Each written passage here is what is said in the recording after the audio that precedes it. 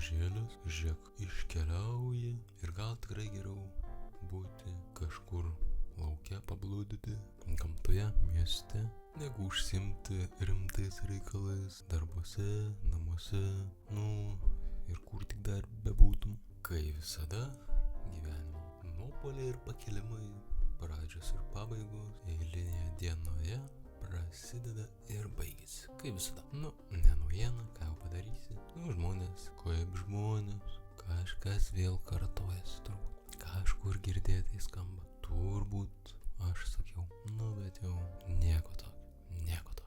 Atkrenti ir vėl grįžti.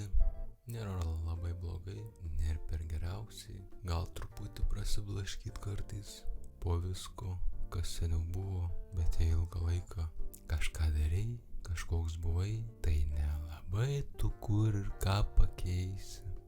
Pakeist gali, bet vis tiek grįši prie savo pagrindo, kaip visada, nes ten pagrinde ir yra geriausia. Tęsti tą, ką pradėjus, net jei ir pasibaigė daugelį kartų.